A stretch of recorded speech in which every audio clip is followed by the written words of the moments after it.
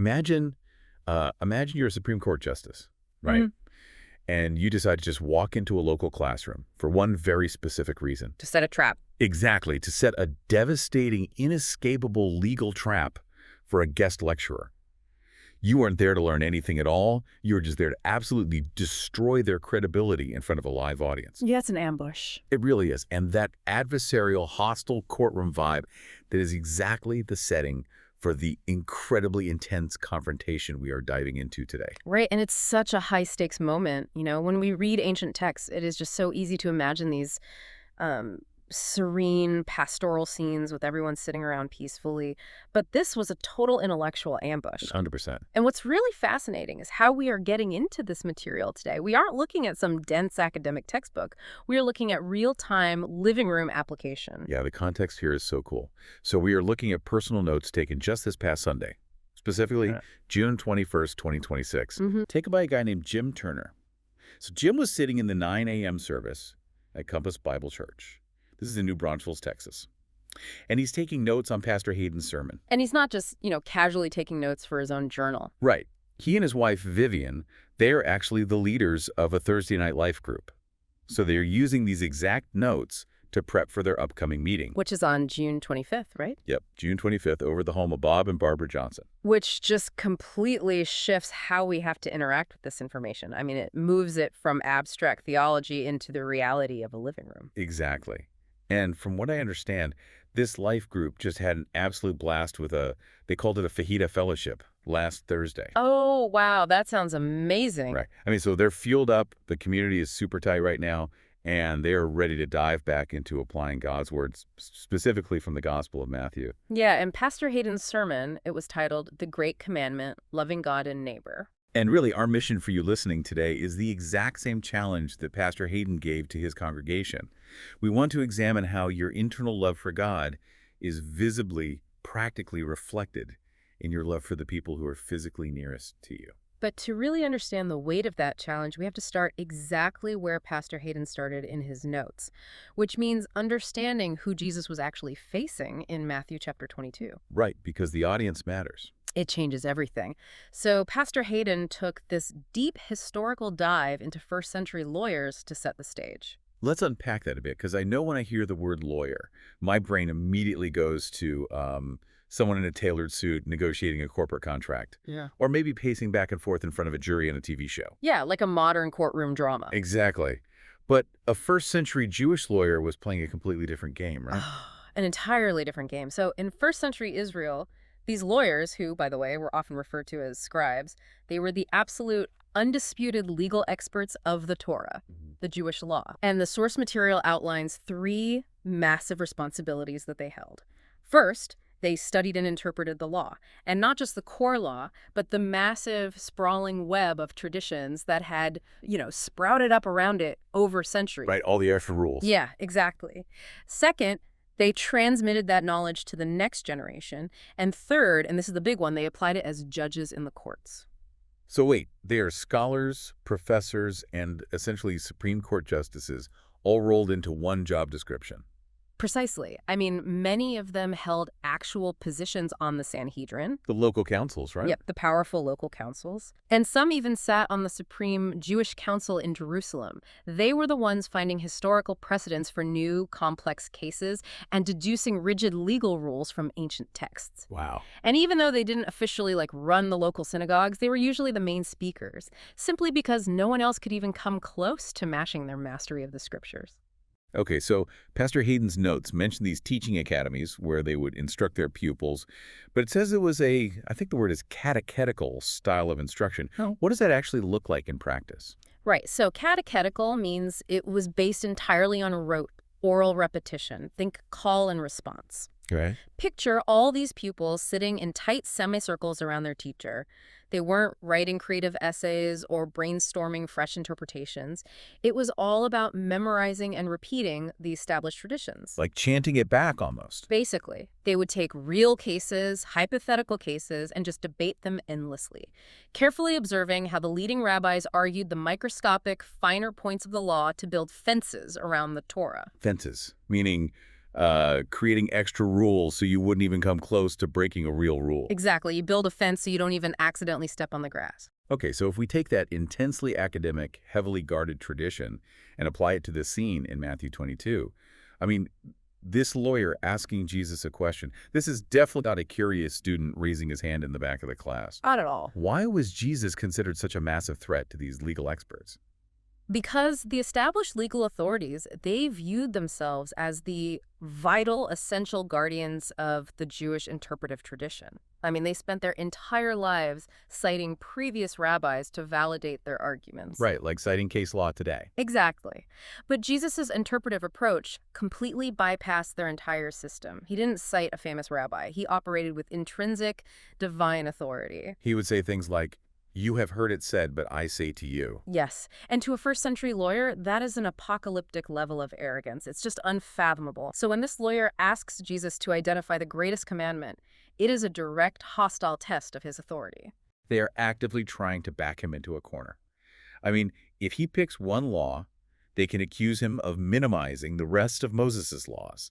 And if he gives some weird philosophical answer, he alienates the massive crowd listening to him. Exactly. They wanted him to get lost in the weeds of some obscure rabbinic debate. But instead of falling into that trap, Jesus does what lawyers actually love to do. He summarizes. He summarizes. But he does it with a definitive authority that completely silences the room. Yeah, he answers the question, what does God expect from me? Yeah. By summarizing the Ten Commandments. He actually quotes Deuteronomy 6.5 to sum up the first 4 commandments, which are all about loving God with absolutely everything you have. Right. And here is where we really get into the mechanics of Pastor Hayden's sermon. The notes explicitly state that we have to look at the law to understand God's perfect expectation. But there's a specific mechanism for how we interact with that ancient law today. What's the mechanism? Well, the 10 Commandments must now be funneled through the New Covenant, exactly as Jesus demonstrated in the Sermon on the Mount. Okay, hold on. Let's look at this funnel concept for a second. Because honestly, when I hear the perfect, relentless standard of the law, right? Like loving God with all your heart, soul, and mind, every single second of every day. It's heavy. It sounds utterly exhausting. Right. Wait, if the law demands absolute perfection and we are fundamentally flawed human beings designed to fail at perfection, isn't looking at the law just a setup for psychological despair? I mean, if you stop there, yes. Yeah. Absolute despair. Right. But that feeling of utter failure is actually the intended design of the mechanism. Pastor Hayden outlines a very clear 3-step sequence in his notes. Okay, what's step 1? First, you look at the law and you see God's blindingly perfect standard. Second, you look at your own life and you see the massive, unbridgeable gap where you fall horribly short. The despair part. Right. But the third step is the critical one. That failure is meant to force you to look away from yourself and look to Christ. Oh, wow. So the law is essentially a mirror. Yes. Like it doesn't clean your face, it just gives you the dirt so you'll go find some water. That is a perfect way to look at it. Christ is the one who fulfilled the law. So think of the New Covenant like a massive filter. The raw, crushing demands of the 10 Commandments, they pour into the top of the funnel.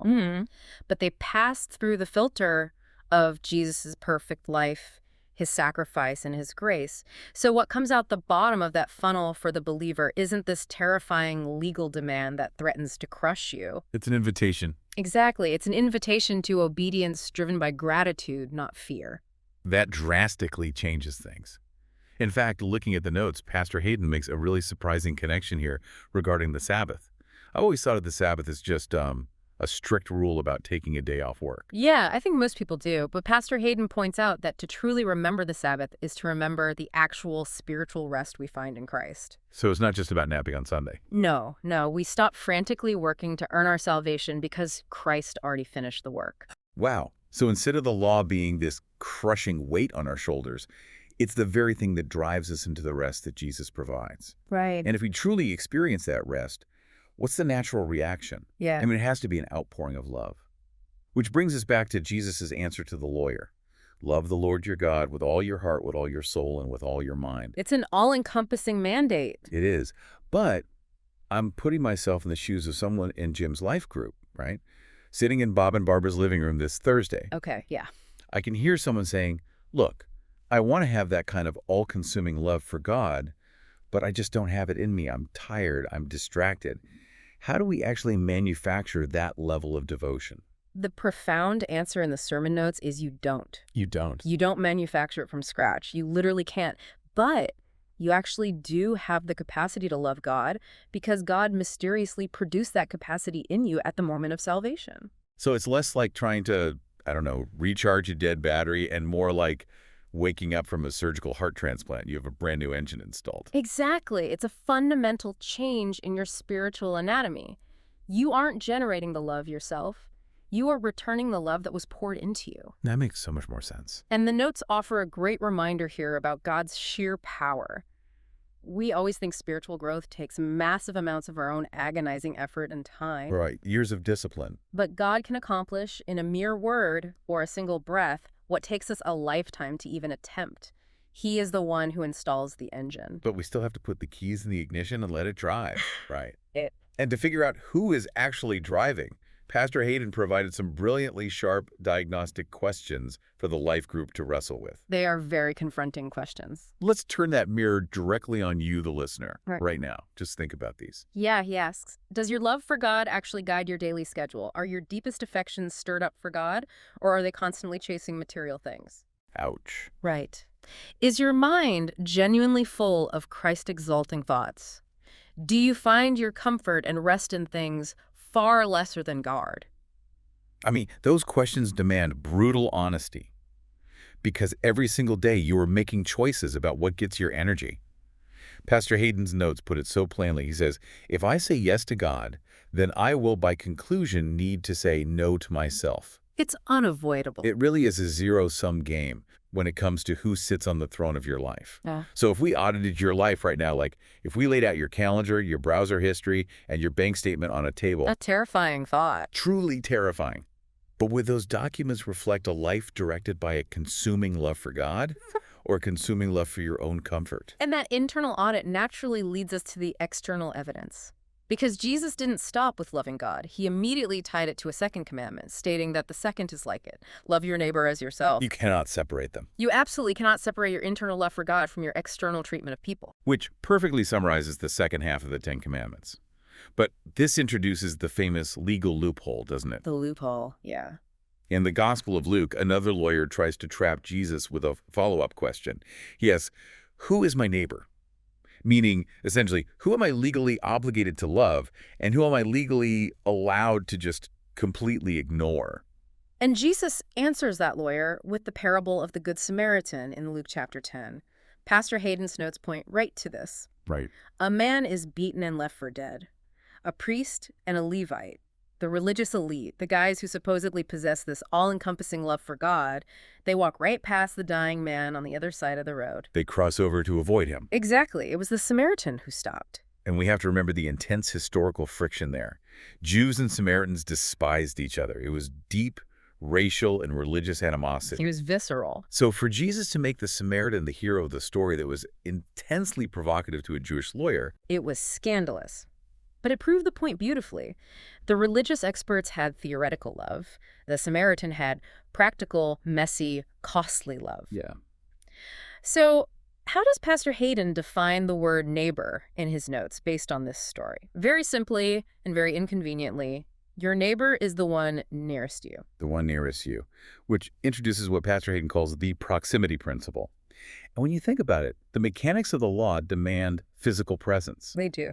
The entire second half of the Ten Commandments, don't murder, don't steal, don't commit adultery, don't bear false witness.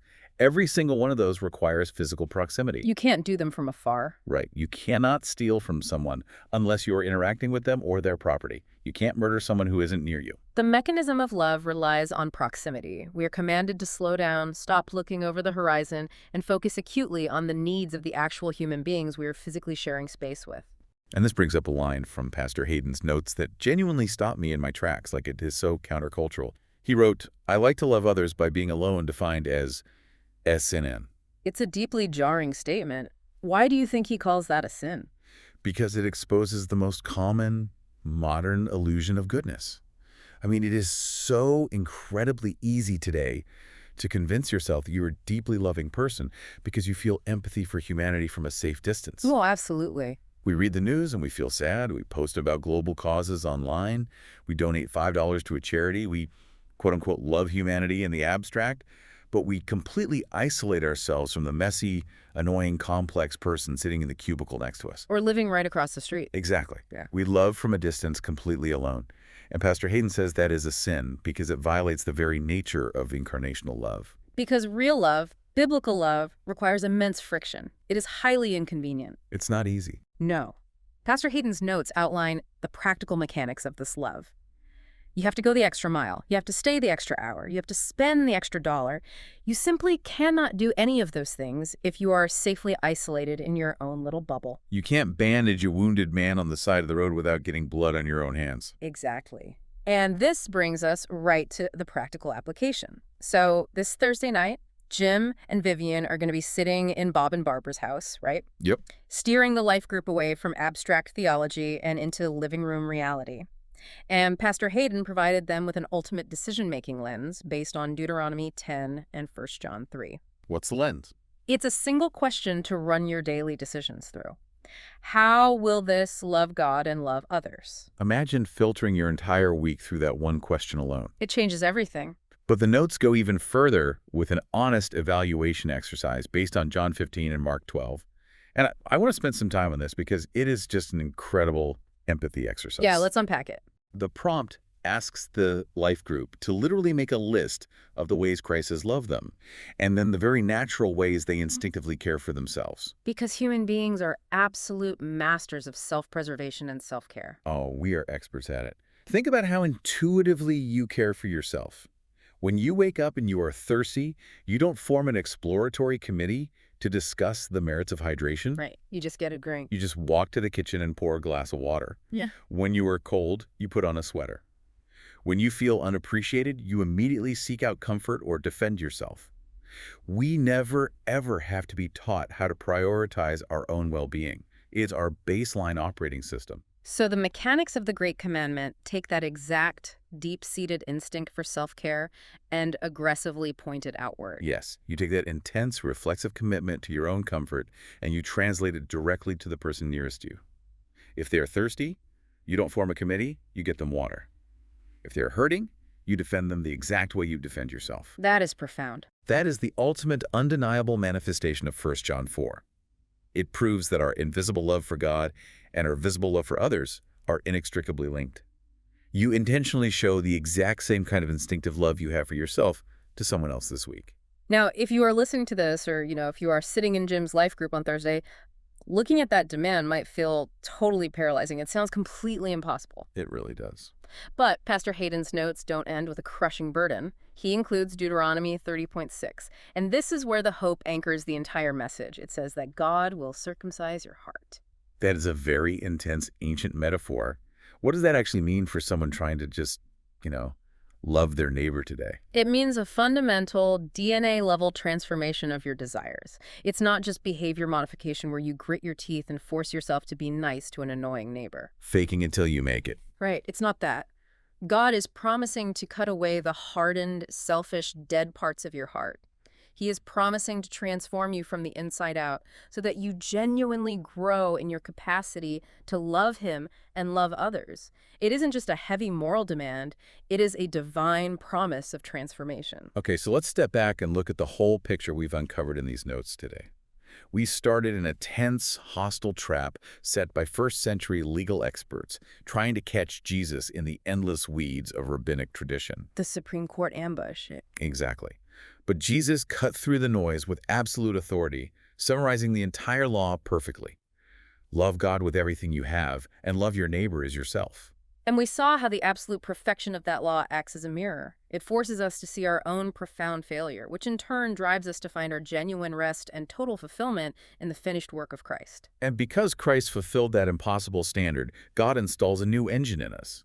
We are given the actual capacity to say yes to God with our schedules, our thoughts, and our bank accounts. Which inevitably overflows. Right. It overflows into the proximity principle, rejecting the safe, sterile sin of loving humanity from a distance and embracing the friction of going the extra mile for the physical person nearest to us. It's beautiful. I really hope Jim, Vivian, Bob, Barbara, and the rest of the Cubas Bible Church Life Group have an incredibly rich, transformative discussion this Thursday as they work out these mechanics in real time. It is the perfect material for a community to wrestle with together, especially after some good fajitas. Oh, absolutely. And, unpacking this idea of the proximity principle raises a really vital question for all of us living in this specific cultural moment. Oh, what's that? Well, Pastor Hayden clearly defines our neighbor as the one nearest to us. But if we look at our modern digital age, our smartphones and our social feeds are brilliantly engineered to make distant, completely unknown strangers feel incredibly close. That's so true. They manufacture a very convincing false sense of proximity. It feels like you are right there with them. You feel like you know them. Exactly. So here's a thought to mull over. Is it possible that our obsession with digital proximity is actually hijacking our neurological ability to notice the very real, immediate needs of the physical neighbor sitting in the exact same room as us? Wow. Are we starving the people right next to us of our presence because we are pouring all our empathy into a glowing screen? That is sobering. It is definitely something for you to deeply consider the next time you feel the temptation to love others by being alone online.